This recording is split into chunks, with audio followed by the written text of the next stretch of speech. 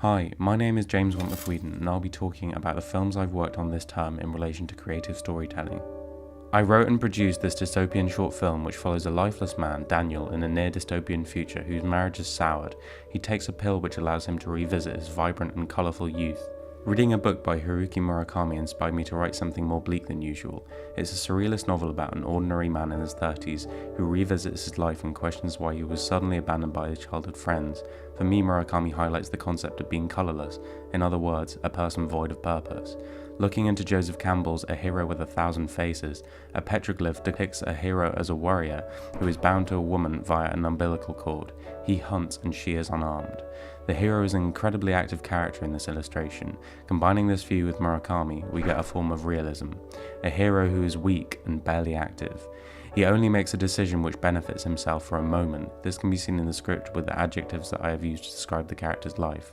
This was to make sure, as writer-producer, that everyone involved in the film would be on the same page. We also deconstructed the opening scene of Up and elected the use of a micro-narrative within the film to add context to the story. This is where the vibrant dream sequence came from. Furthermore, we each enjoyed Charlie Brooker's methods of storytelling with Black Mirror, combining technology and emotion. I would describe Black Mirror as like a box of dark chocolates. And sought after the soft cinematography style in that, as well as the minimalist production design and desaturated colour grade. When researching narrative structure and placing it in relation to short film, it's difficult to cram all the points of Aristotle, Campbell or Todorov structures into a time slot of 3 minutes. However, some are still essential. For instance, with all the time in the world, the first point of structure is a sense of equilibrium. Firstly, we had to build our mimesis. This I learned when reading about Plato and Aristotle. We participate thereby in a creative process which is recreating the world, essentially an imitation of nature in art. To open with an establishing shot of a basic semi-detached modern house gives the audience an indication of the time frame, the average status of the character and the melancholy mood of the film. Furthermore, most audiences can relate to this kind of living space. To create an instant feeling of disrupt, I chose to write that an alarm would blare away as the shot opens. This was to give the foreshadowing impression that the character was passive and controlled by technology. Then we have our enticing instant. Daniel is challenged by the billboard. This gives the audience a feel for the kind of dystopia we wanted. The world returns to a state of technicolor consumerism where money can buy you happiness. This was influenced by Blade Runner heavily. When designing and composing this billboard, we used Adobe Photoshop to create a painted texture to replicate examples from the 1950s and weathering effects to add realism. Then I masked around the existing billboards and made that part of the layer opaque so we could see through the new ones. This aids the narrative as we now know what Daniel wants. The billboard woman acts as the helper who sends him on his quest. In regards to culture, our film represents an acceleration of Western values where humans are controlled by advertising companies and the media. There is lack of emotion and originality, and this is what inspired the end of the film. Reading a Japanese novel and looking at Lost in Translation gave me the vision for this film from a cultural standpoint.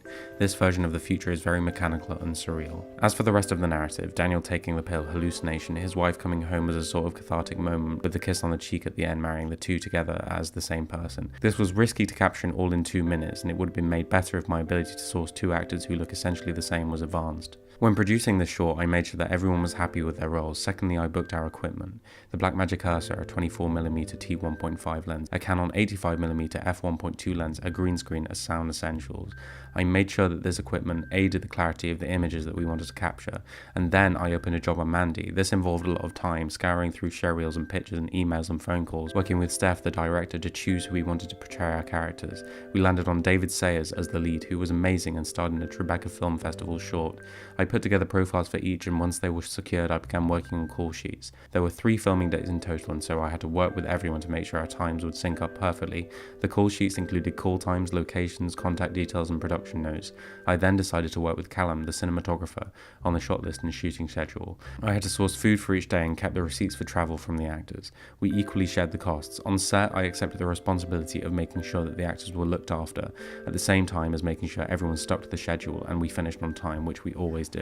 Yeah. Upon reflection, the film was great to produce and we are proud of how great it sounds and looks. However, the 3 minutes was not long enough to grip an audience with the story. I have improved my ability to produce and I have found a passion for it. I also loved writing this, but now know that simplicity is key when writing something for the young and sad demographic. I produced and designed the look of this short horror film which followed the story of a young girl who suffers from sleep paralysis. From the get-go I enjoyed the simplicity of the idea, although we needed something more than just sleep paralysis. My group and myself met up for many evenings during the writing process, watching horror films and learning the conventions. The ones which we incorporate into our film are Sinister and Hereditary for our long tracking shots and disturbing screams, A Quiet Place for its use of Chekhov's gun, and Billie Eilish's Bury a Friend music video by Michael Chaves for its use of hands, Raw for the under duvet shots. Raw is a French-Belgian horror film which each of us absolutely loved, and after reading this article I saw that it might be so interesting because of its cultural roots. Even if a story is the same, each culture will tell it differently because each one has its own genres and cultural rules. So by incorporating ideas from different cultures, it makes our storytelling more unique. Although it wasn't until I watched The Descent when I realised that our narrative was lacking something. To make the film punchier, we needed a real shock. For some reason, this scene in The Descent where Juno is distracted and then accidentally kills Beth gave me the idea that our protagonist should accidentally kill her own mum, which yes, is dark and I'm not sure where it came from, but it was doable, and as producer I knew that my friend Matthew, the editor, was capable of convincing throat slit effects, and I was capable of the Foley. This involved me vaguely gargling on water under a sheet. Another result of watching The Descent was that this film is more culturally aware than the previous ones. In technicality, there are no male characters in the film and the conversations do not mention men. This means it passes the Bechdel test and is a feminist piece of work with female writers and directors, which was a pleasure to be a part of. In every way, this made the film more realistic as a level of association was obtained, as well as an in-depth knowledge of sleep paralysis. The story was successful because we were making something that we cared about and in part have experienced. As for story structure, I'll be comparing the narrative with Blake Schneider's Save the Cat beat sheet. As producer, it's important to know if the audience will be satisfied with the narrative, otherwise the film won't be emotionally sold to its viewers. So we have the opening image. We're introduced to this large middle-class family home in the dark. Our horror tone is introduced and the door opens by itself. This shows that the characters are now vulnerable to the outside world.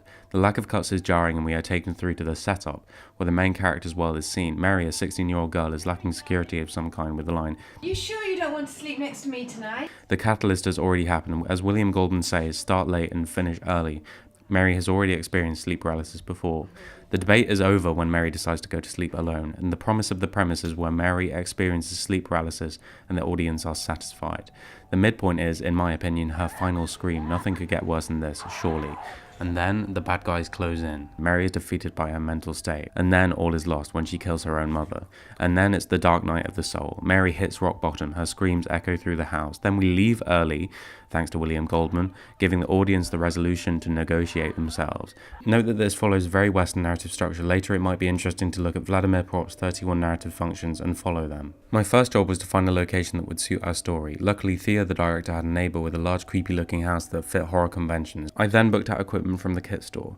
This time the cinematographer required a Dedo light kit, so I filled out a risk assessment. We shot on both a Blackmagic Cursor and a Canon 5D Mark IV. I booked out wider lenses. One of the lenses was a Samyang fisheye 8mm. I thought this would make the film stylistic. We really needed it for those undersheet shots to work. You're doing bits. Furthermore, the director required overhead shots, and due to prior experience, I knew that a jib would be the best way to get these shots. With movement too, I also made a fake window frame for the film. These aided the story so that we could watch Mary from above in an unsettling way. Then I could look for actors. Same as before, I posted a job on Mandy. It got 36 applications and none of them were suitable for our character. So I scrolled down the Mandy profile with Mary in mind, and we stumbled upon Erin Hyland, an 18-year-old actor with great experience. We arranged a Skype call with her to be sure, but it was a great fit. The same process was used to get Rosie Armstrong, a theatre actress, for Mary's mother. A lot of communication was necessary with these actors as we were filming in Haywards Heath, which is on the way to Brighton. I also made a detailed shooting schedule as we had a lot to do in only one day, which was optimistic, but this taught me how to properly format them. It detailed everything from the exact times of the shots to the lenses we'd be using for them.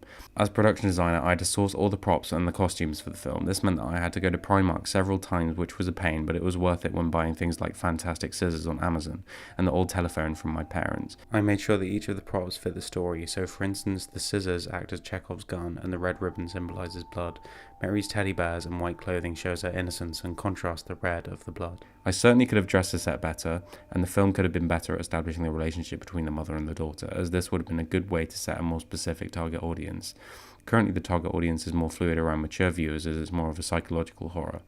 Overall the film went very well, but upon editing it was garbage until Callum did the sound design and I did the mix, but with the help of everybody and especially Matthew doing the VFX, the film was what we wanted it to be and has made us better storytellers as a result. Can you hear me? Thank you.